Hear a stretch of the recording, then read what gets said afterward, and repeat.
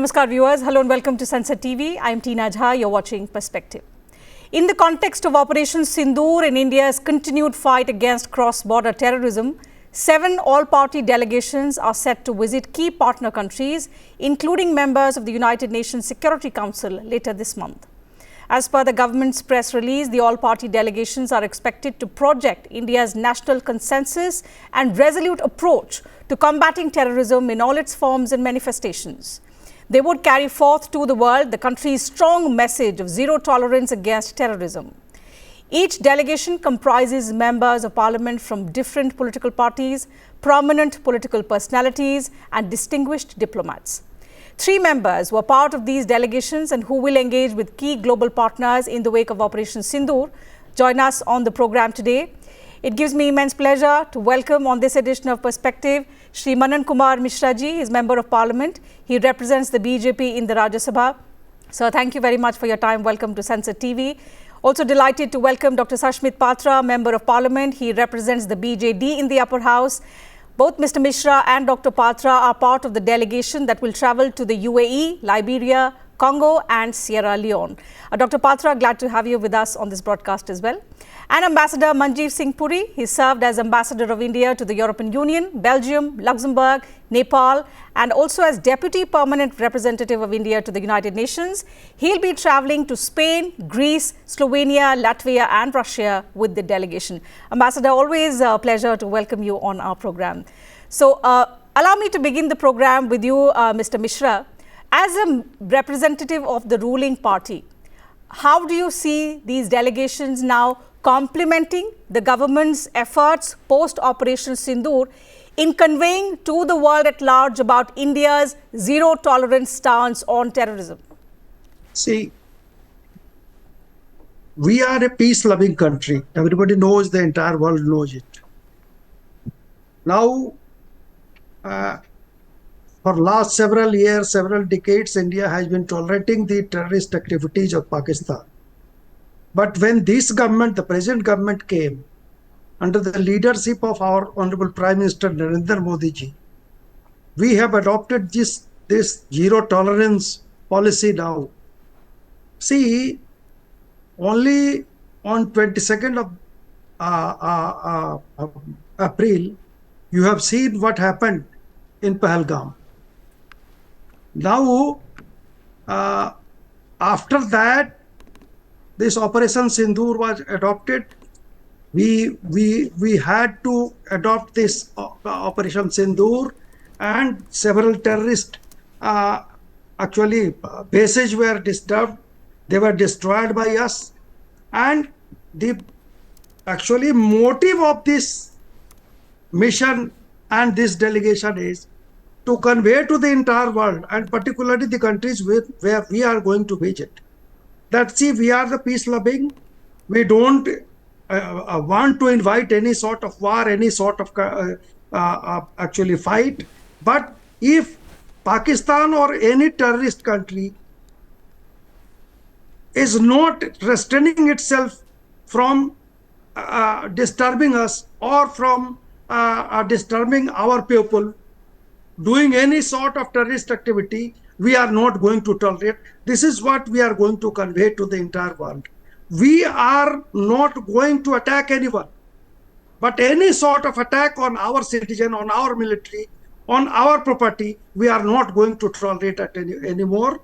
This is what this simple message we want to give to the entire world, particularly to the countries where we are going to visit. Absolutely. Dr. Still, Patra, I say... Yes. I'll come to you, sir. I'll come to you. Let me also bring in Dr. Patra and Ambassador Puri and understand their perspective. Dr. Patra, this diplomatic outreach is an unprecedented initiative because what we are going to see is multiple all-party delegations will be traveling simultaneously across continents with a unified national message. How do you personally view the significance of such a coordinated outreach? I think it's a very strong and resolute statement that is being made by the nation, and especially by the polity of this nation, right, that we are one when it comes to national issues and national security. Make no mistake that we will not take it lying down as far as terrorism or any act of terror is concerned. and a new normal has been drawn that an act of terror against us will be considered as an act of war. I think that is the new normal that has been set. And I believe that these delegations, the all party delegations, show the national resolve, they show the national spirit. And when coming from different ideologies, different political parties, we are going to walk the talk together on the international platform across several countries, more than 40 members of parliament together, distinguished diplomats as Ambassador Puri, many senior political leadership were there, like we have Mr. Ahluwalia in our team. So such eminent people all are going together with one vision and with one mission, that we will expose the terrorism of Pakistan. We will show how they've been exporting terror. It's a terror factory. We'll be armed with all details that will be briefed to us in our orientations. Apart from that, the contextualization of Operation Sindoor will be quite strongly reflecting in our step. Ambassador, this truly marks an extraordinary moment. India is sending out all-party delegations, which is combining political leaders and seasoned diplomats. As a career diplomat yourself, how do you interpret the strategic thinking behind this kind of an unprecedented diplomatic outreach? Inga, thank you very much. And I'm very grateful to the two honorable MPs who have sketched out the general objective very well. Look, India is the world's largest country, but also the world's largest democracy, perhaps one of the world's most diverse countries. What have we done at this time, which is heinous by any standards in the whole world? We've come together as a country, we've come together as a polity, and these delegations, all parties from all parts of the country, all communities included in them, signify and signal to the world that it is one country, one mission, and one effort that we are mounting. We want the world to know, A, we are united. Secondly, we want to point out to the world very, very clearly that, look, terrorism is a heinous act. It's not just 9/11 and you forget about it. We have suffered terrorism for 30 years, and there's a factory of terrorism right next to us, a country which has nurtured terrorism. And it's time that the world understands that this particular thing needs to be tackled. We are also making it very clear that we have a right to protect our citizens. We have a duty, in fact. And in fact, in doing so, we do a global duty. We do not allow the world to get away with terrorism and to let any of this happen. So all these are very important messages that we will convey to leading and important countries in the world. All countries count. But coming together as we are together is perhaps the best and most important message. And let me make one more point to you. All party delegations have happened on several occasions on other summits. The world also does this in various ways. Mm-hmm. But the idea of terrorism, as I said, look, it's not just when it happens to you. We have suffered it. We want you to understand. And we want you to understand that right next to us is the epicenter of the growth of terrorism, which is a global menace and a global phenomenon. Please understand this, and I have no doubt that the message will be heard. It will be heard with credibility, and it will be heard in a manner that will be internalized. I have no doubt about it. This is a very, very fine, well thought out, and a very good message, and a message which is typical of India, which is a huge, big, diversified, and large democratic country. All Indians being proud and together. You know, echoing this very sentiment, Ambassador, Mr. Syed Akbaruddin has written an opinion piece that I was reading this morning, and what a remarkable point he made, that in a world where T stands for trade, technology, also tariffs, India is forced to deal with T that stands for terrorism. So, Mr. Manan Mishra, if I can relate that question and ask you about how critical is it at this point in time for India to mobilize global opinion, continue with its efforts to press for stricter international norms and accountability mechanisms to add to against countries like Pakistan that sponsor and harbor terrorists. And India's recurring nightmare is that we have left Pakistan. Pakistan refuses to leave India alone. See, this is a very crucial time for India, you know. We are, in the sense of economy, we are a very powerful country nowadays. We are third or fourth in the world. So entire world has eyes on India. Now we need peace at this time, because very soon in the actually aspect of military aspect, we are the third one. So our strength cannot be questioned by anybody. We have entire infrastructure to deal with Pakistan or such countries. Now in the actually for the matters of trade development, for the matter of peace, it is very important period, and that is the mission of this delegation, all party delegation. We want to convey to the entire world that Pakistan or some other countries we won't name, they don't want India's development to see that. They don't want to see that India is a developed country. By 2047, our Honorable Prime Minister's vision is that India should be at the top of the world, Yes. in all senses, economically and in all aspects.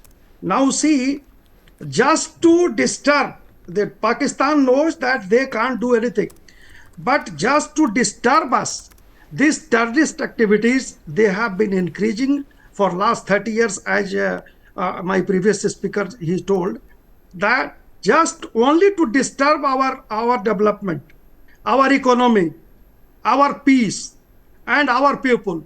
They have been doing, and they are increasing all such terrorist activities. Now our mission is, the all party delegation is going to the entire world and the important countries, just to convey that see the activities of Pakistan. They have been giving shelter to the terrorist. Entire world knows it. We are peace loving. We don't want to disturb or attack Pakistan. But if they do anything, then we are not going to sit tight over the matter. We will reply emphatically in the same way, and we have shown through this Operation Sindoor that we have the infrastructure, we have the means to tackle with the Pakistan and their terrorist activities. This is our mission. Ambassador, if I can ask you a related question on the international messaging and how does it work. In a post-Operation Sindoor world, there is heightened global attention also on cross-border terror. There are key partners who, of course, asked both sides to refrain, but some of them were clearly standing by India's right to defend itself. What opportunities does this outreach open up for our country to shape global counter-terrorism norms, something that we've been trying for decades, but the irony is that even now the global definition of what terrorism should be is not there in the public domain. So how do you see this particular incident now, and now India planning to carry this message of a zero tolerance policy against terrorism to the world? How do you see it accelerating norms or institutional frameworks in addressing issues like terrorism?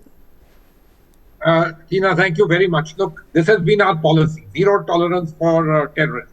And we have been one of the strongest countries, in fact, if I may say so, the strongest country. You know, in the late 1990s, we championed the idea of the Comprehensive Convention Against International Terrorism. But you know, the world, global bodies, the UN, multilateralism, is a power game of nations. Now, Madanji has very rightly said, India is now a changed country. We are the fourth largest economy, the largest country, not just the largest democracy. We are a country of interest to all other countries. And so, therefore, the points that we put forward carry much more weight, much more gravitas, and let me say, much more interest for those who listen to us. So therefore, we are in a far better position, and we will. Look, terrorism, of course, has its own characters who have been harboring it, etc., etc. We won't go into it. But one thing is very clear. There is one major global epicenter of terrorism, and that is Pakistan. And the world has suffered, not just us. When the world suffered, 9/11 is what I draw your attention to. They took action. For about 20 years, they kept on taking action. But we kept on suffering. Now, when we make the point strongly to people, you know, it's not about de-escalation. We are not about escalation. We said we will take precise, but as they say in Hindi, muh tod jawab. The right to protect our people is a sacrosanct right, and we will exercise that right. So, Gola for Goli, have no doubt about it. Or if terrorism is war, have no doubt about that. That we will say. But at the same time, it is very important to tell the world, here is the epicenter. Look at them. Bring the entire focus of the world to put pressure on them. Let those who have equities vis-a-vis Pakistan to understand. This includes China. This includes the United States. This includes Great Britain, where the foreign secretary was there only the other day in Pakistan. Let this happen. And so, therefore, this effort is a very important one because it signals to the world that it's not just a government effort. It's India's effort. It's everybody's effort. And India is reaching out to tell you, it's in your interest, the global interest, that we do something about terrorism, the epicenter of which is Pakistan. We, on our part, have proven, have shown that we are capable and we will protect our citizenry, which is a global good that we are doing. But you please also take preemptive action because this T word can really spiral out of control. Absolutely. Dr. Patra, terrorism is a global scourge. It knows no boundaries. So not just India, it is impacting a lot of other countries. But when it comes to global coordinated action, we are still lagging behind. You are part of the delegation which is visiting key partners in West Asia and Africa. How important is it for India post-Operation Sindoor to take this message of zero tolerance against terrorism beyond what we can say traditional diplomatic centers like Washington, Brussels, New York, into regions like Africa and other countries in the global south who we can expect to stand in solidarity with India and help India, gain some kind of mass support when it comes to globally against this terrorism? As you rightly mentioned, both Honorable Member of Parliament, Shri Manan Mishra ji and myself, we are going to Liberia, we are going to Sierra Leone, and we are going to Congo. Now, Sierra Leone, Liberia, Congo, they are places which have actually seen terrorism of various forms. As we speak, DRC has been fighting its own civil wars and rebels are there. And I know for sure we are part of the Interparliamentary Union, where DRC, South Sudan, they keep on sparring at each other. So these countries in Africa have suffered. They are suffering. There have been genocides. I've been to Rwanda. We have seen what kind of genocide was done between the Hutus and the Tutsis. So they have actually suffered. And when India reaches out to the global south, why the global south today is important. I just want to take you back, Ambassador Puri is well aware of it, so is Honorable MP Mr. Mishra, is when the G20 was organized by India and in New Delhi, the African Union was made a member of the G20 for the first time. So imagine Africa, such a huge continent with so much of diversity, was never a part of G20, even, as a mark of respect or as a presence. It was India which actually brought in the African Union and made them a part of G20 and provided that kind of support to them to see that the global south and the south-south cooperation that India today wants to do. Today we are being seen that soft power of the south-south cooperation and the voice of global south, in fact. And today when not only Africa, if you go to the Indian Ocean Rim states, if you go to these island nations, whether you go to Fiji, you go to Guyana, you go to many of these places, they all have been benefited by India's support, by aid, relief, restoration. Whenever a hurricane strikes them, whenever climate change is a problem, many of them reach out to India, and India is the first responder to them. In fact, in Sierra Leone and in Liberia, India's vaccines actually reached first in COVID. Right. When you look at the UN peacekeeping also, in Congo, India provides the largest UN peacekeeping force in Congo. So these are countries that have faced the scourge of terrorism, as you've rightly mentioned. And when India reaches out and holds hands and we broaden the scope of terrorism, and you rightly mentioned about the definition of terrorism. Terrorism cannot be, someone's patriot is someone's terrorist is being taught. There is no good terrorist. There is no bad terrorist. A terrorist is a terrorist and has to be dealt in the strongest possible measure. I believe that is the message that the all-party delegations are going to provide. And we are very grateful that we have eminent diplomats like Ambassador Puri, who are there with us, who will also guide us through the nitty-gritties and the nuances of international diplomacy. Because the way we probably, engage parliamentary level within the country, when we go to the foreign occasions, of course, there are certain global, etiquette that needs to be taken care of, the soft power that we have to provide, the nuanced glances and the way we put things. And plus, we've got many senior leaders who are also part of it, who are not members of parliament. Mr. Ghulam Nabi Azad is there, Mr. S.S. Ahluwalia is there, Mr. Salman Khurshid is there. So there are many such people who have been ministers of external affairs and various cabinet ministers. So really to have this kind of a plethora of knowledge and experience together would be a tremendous asset, and probably will become a pathfinder for many nations to actually emulate. That this is an India model of diplomacy. That tomorrow, when faced with a national situation, we will not only harness our armed forces, we will also get our polity to back up our armed forces and take it forward. Absolutely. Involving former diplomats, as you rightly said, in such delegations will in a way also bridge the gap between the political messaging that you want to give out, as well as take care of the nitty-gritties of technical diplomacy. Ambassador, I have a question for you.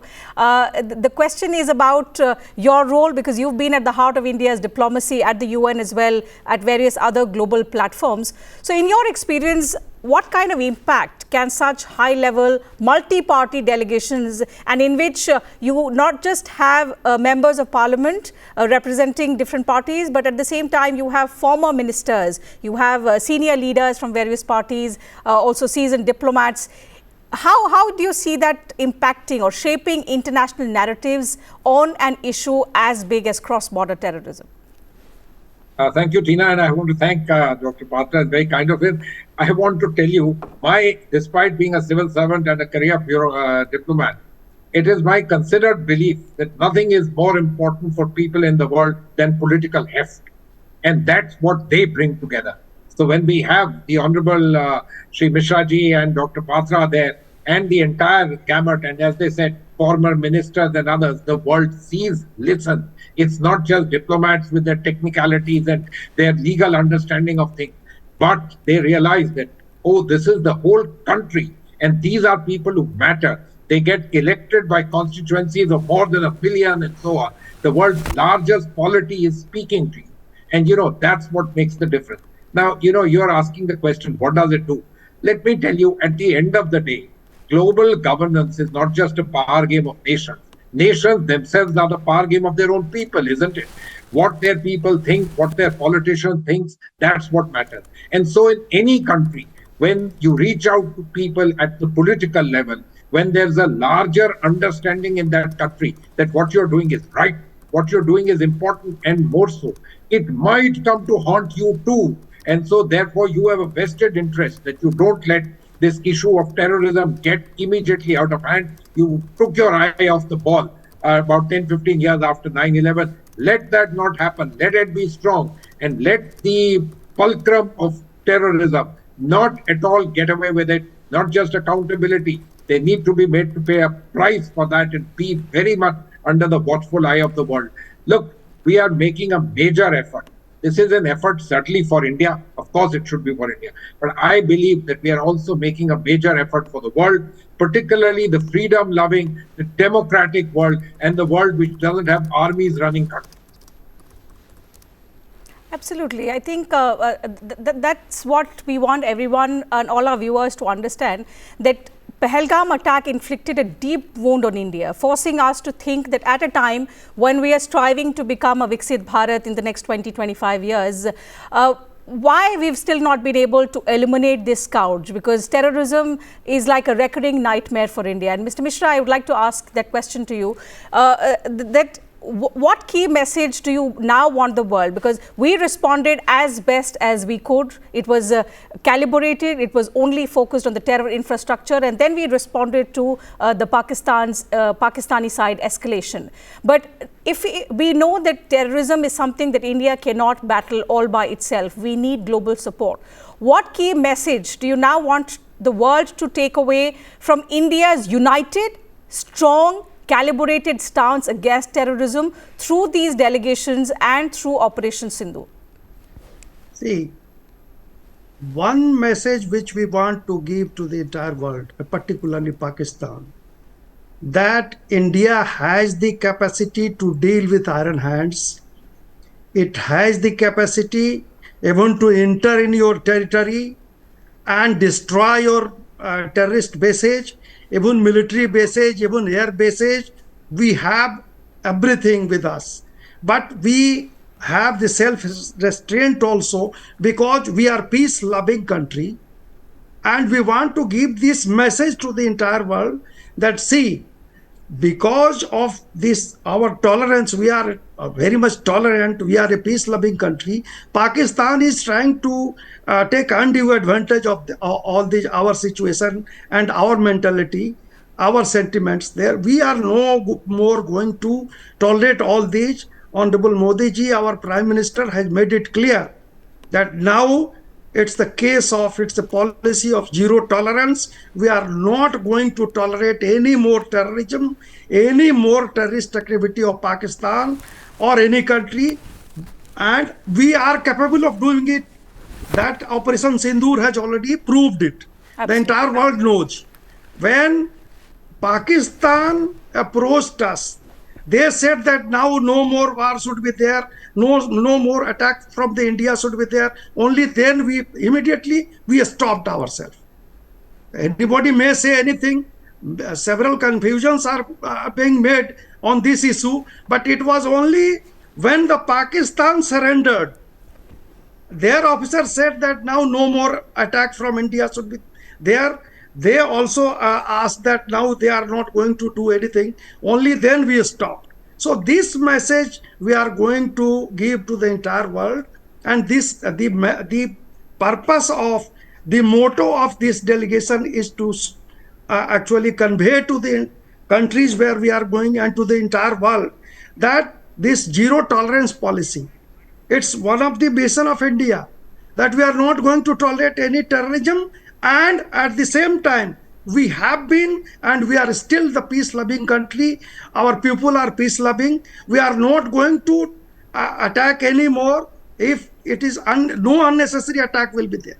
Absolutely. But if anybody right. attack, and I think what we are witnessing right now is not just diplomacy, it's a declaration by India that India is going to take a bold, united stand against terrorism on the global stage. Perhaps that's why these delegations have been formulated, which reflect a multi-party, bipartisan approach to this scourge called terrorism. We're all in this together, in this fight against terrorism, with leaders, diplomats speaking in one voice. The world will hear, understand our unwavering resolve to combat terrorism. Thank you once again to all our guests for joining us on this very, very important subject. And on behalf of Sansad TV, we wish you all the very best in achieving the goal of this mission that's been sort of laid out by the government, and we wish you the best with all of that. So thank you once again for your valuable time, and thank you to you viewers as well for your time as well.